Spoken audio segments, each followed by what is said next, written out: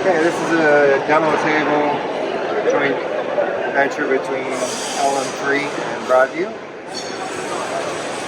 And what this does is it inspects alternators in a vehicle in order to demonstrate all the possible uses of PAQi for visual inspection. So looking at these alternators, this is what we consider the bad alternator. The main features that we're looking for are glue on this little pocket, the correct fastener, so we're calling these studs, present, and then the correct type of screws holding the electrical portion of the alternator to the mechanical portion. So hex screws in both locations. And then we're looking for the non-presence of things like scratches as well. So I'm going to go ahead and do a bad one first. This is purposefully not fixtured, so you guys see the value of the AI-based inspection as far as part not being strictly fixtured. So we'll go ahead and do the bad part first. So I'm going to go ahead and hit button to initiate the cycle. We have barcode scanning enabled for collecting the serial number. So I'm going to go ahead and just scan my first barcode. I'm going to go ahead and do an inspection. On the results of the inspection, let's see, we're catching scratches, the incorrect screw, so round head screw versus a hex, and then the lack of sealant up on the pocket as well. So I'm going to go ahead and change this alternator out with a good one. Rough location. Let's go ahead and trigger again because this is a layer assembly inspection. So the step count does not advance, step count shown here, past 1 if the first step doesn't pass. So this one passed, of course. All parts present, all in green, got your green light.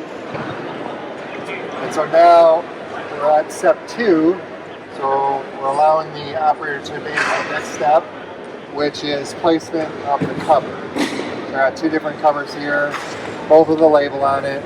You'll notice that this one on the right has no insert in it. And this one on the right also has a couple of molding type defects, so a scratch on the cover and a short type condition on the cover as well. So I'm going to start with putting this bad one on first.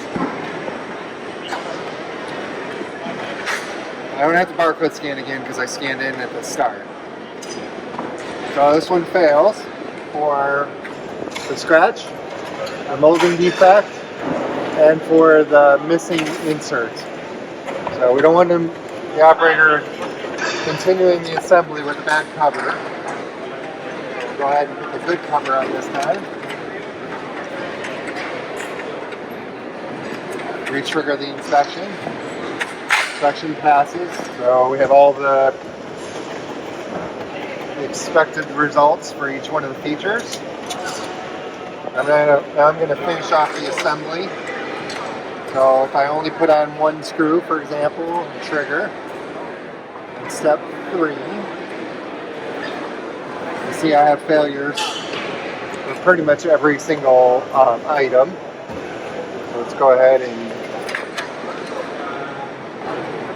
find my screwdriver here.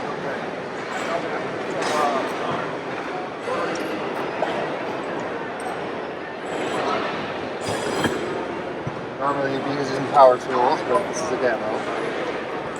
Go ahead and put the 2 small nuts, we call these small nuts. I'll hold the cover in place. I'm going to trigger one more time. So I know that this is missing a component.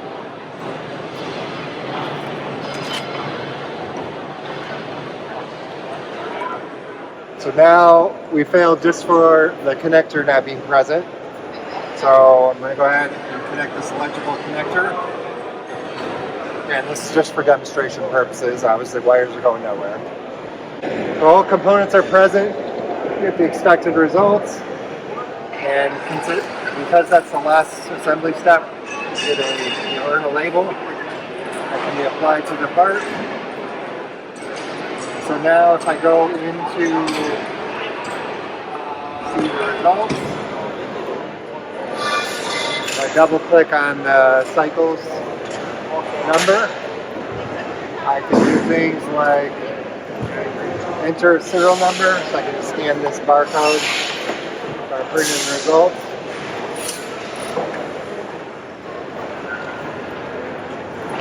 And that shows us our results for that particular serial number, for all the results. I could also look over time. Like I say, show me the results in the last hour. Select all. And for every step performed, it shows me how many passes, fails, and first-time failures that I had in the inspection. I'll highlight any one of these. I can look at the past images, the failed images, the first-time failure images. You can also double-click on any of these, and it'll give me a list of the objects that were sent in. And so I can look at the statistics for each of the objects that were sent in, and then also look at the images associated with them by object. I can also double click on those and then see what the results are, the actual scores for each of the objects in relationship to the threshold.